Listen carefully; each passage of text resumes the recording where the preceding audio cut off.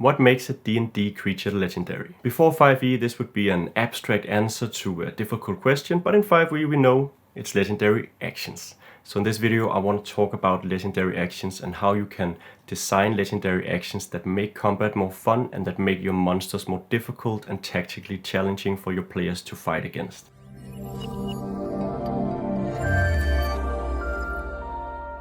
Hi, my name is Eventyr with Eventyr Games. In this video I want to focus specifically on legendary actions because this is a tool that we're given in 5e to create solitary monsters that can still fight on par with a party of 4 or 5 adventurers. So the way legendary actions work, as most of you probably know, is that a legendary monster can use an action at the end of another creature's turn in between its own turns. This is of course a way to even out the uneven action economy there is between one creature and 4 or 5 adventurers, but there's another point to it that I think a lot of DMs and even game designers miss. Take for example the unicorn's hoof actions or the dragon's tail attack action. These actions could just as well, or at least in most cases, just have been taken on the unicorn or dragon's own turn. We don't want legendary actions that only allow the creature to deal damage or do stuff that it could just as easily have done on its own turn. Instead, we want legendary actions that allow it to also react on what's going on around the battlefield, because that is the true downside of having only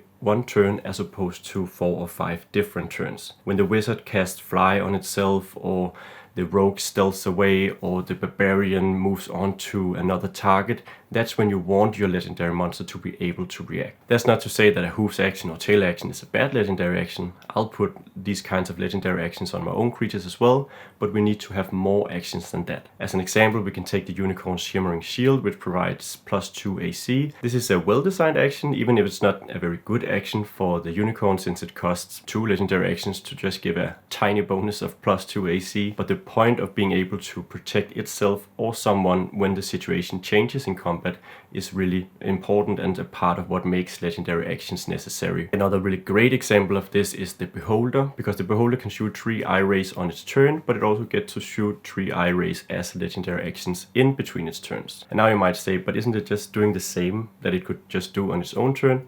That's true.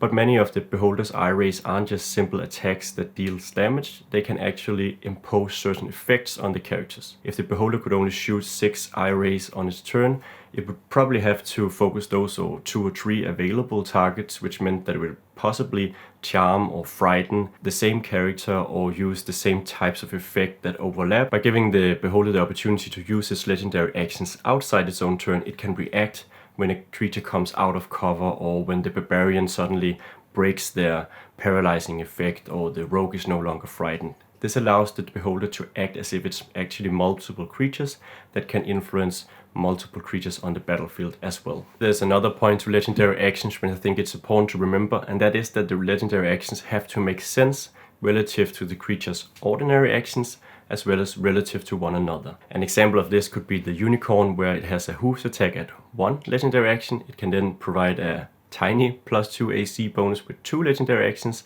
and with 3 legendary actions it can heal itself. Now hooves will on average deal 11 damage, a +2 bonus to AC instead of doing 22 damage would rarely be a good option for the unicorn. Likewise, healing itself for 11 hit points isn't nearly as good as making 3 hooves attacks against another creature. It might of course be, for the unicorn's perspective, good to keep itself alive or give it just a bit more hit points, but from a tactical standpoint, from the DM's viewpoint, there's really no comparison between making 3 hooves attacks and healing itself for 11 damage. So to give you an example, I want to take a look at a creature we designed for our patrons over at patreon.com/eventyr last week, which is a variant of the unicorn. This unicorn, a Rimefrost Unicorn, is imbued with frost-like abilities, and we also get to then recreate or redesign its legendary actions. The first thing we've done is that we've taken heal self and nerfed it just a little bit. It heals a bit less hit points, and then moved it down to 1 legendary action alongside the hooves attack. This way it's an offensive versus a defensive choice the unicorn can make outside its own turn.